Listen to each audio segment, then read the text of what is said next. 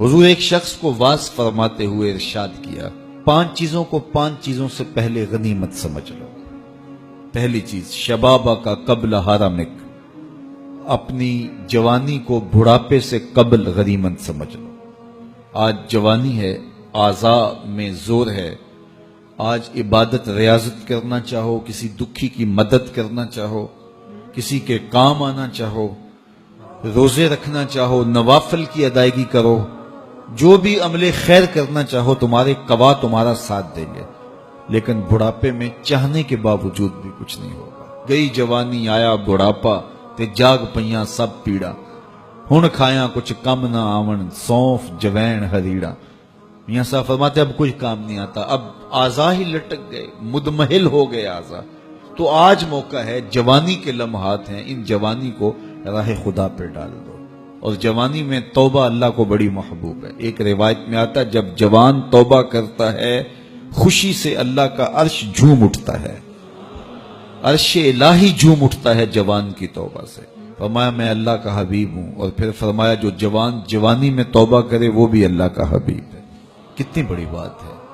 تو جوانی یاد الہی میں گزرے، ذکر الہی میں گزرے، تو فرمایا جوانی کو بڑھاپے سے قبل غنیمت سمجھ لو۔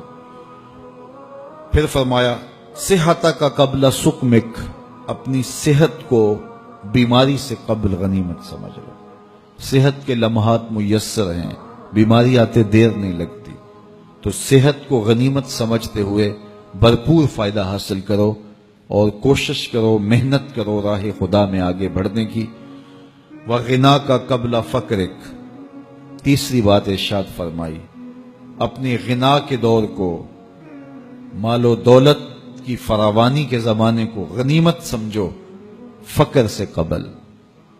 کہتے ہیں غربت آتے ہوئے دیر نہیں لگتی، اوپر جاتے ہوئے وقت لگتا ہے، اوپر سے نیچے آتے ہوئے وقت نہیں لگتا۔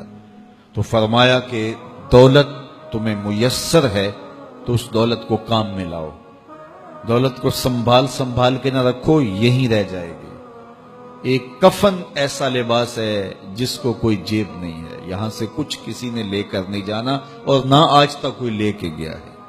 سکندر ذوالقرنین جس نے پوری دنیا پہ حکومت کی، مرتے ہوئے وصیت کی کہ میرے ہاتھ کفن سے باہر رکھے جائیں تاکہ لوگوں کو پتہ چلے خالی ہاتھ جا رہا ہوں۔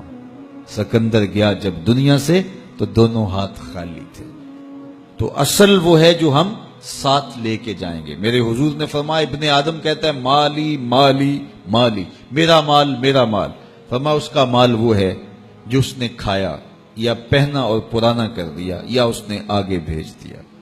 فرمایا باقی اس کا نہیں ہے، یہ اس کے وارثوں کا ہے، وہ کفن بھی میلا نہیں ہونے دیں گے کہ بانٹ لیں گے۔ تو فرمایا غنا کے زمانے کو غنیمت سمجھو فقر سے قبل۔ چوتھی بات ارشاد فرمائی، فراغت کے لمحوں کو مصروفیت کے وقت سے قبل غنیمت سمجھو۔ آج فراغت ہے، بہت کچھ کر سکتے ہو، گزرتے لمحات کے ساتھ ساتھ کندھوں پر ذمہ داریوں کے بوجھ بڑھتے چلے جائیں گے، پھر کرنا بھی چاہو گے فرصت نہیں ملے گی، تو فرصت کی گھڑیوں کو غنیمت جانو۔ پانچویں چیز ارشاد فرمائی، وحیاتک قبل موتک، اور اپنی زندگی کو موت سے قبل غنیمت سمجھو۔ آج زندگی ہے، چلو بیماری سہی، اعضاء مدمحل سہی، فراغت نامیسر سہی، دولت نہیں سہی، کوئی بات نہیں ہے، اس کے حضور آنسو تو بہہ سکتے ہیں، اپنے گناہوں کی معافی تو مانگی جا سکتی ہے، جس طرح بھی بیٹھ کر کے لیٹ کر کے اس کے حضور عبادت کا رنگ تو اختیار کیا جا سکتا ہے۔ وضو نہیں ہو پاتا، اعضاء ساتھ نہیں دیتے، تیمم تو ہو سکتا ہے، لیکن ایک وقت آئے گا یہ سہولت بھی چھن جائے گی، یہ فرصت بھی باقی نہیں رہے گی۔ بندہ حشر کے دن جب پھنسے گا تو پھر کہے گا مالک ایک مہلت دے دے، دوبارہ دنیا پہ جاؤں، سجدے سے سر نہیں اٹھاؤں گا۔ تو حکم ہوگا نہیں، وہ وقت بیت گیا، تجھے فرصت ملی، وقت ملا، جوانی ملی، ڈوبتے سورج نے تمہیں روز پیغام دیا، اٹھتے جنازوں نے تمہیں روز پیغام دیا، لیکن تم نے عبرت حاصل نہیں کی۔ اب تمہارے لیے پلٹ کے جانا نہیں ہے، اب تم یہی رہنا ہوگا اور اپنے گناہوں کی سزا گوارا کرنی ہوگی۔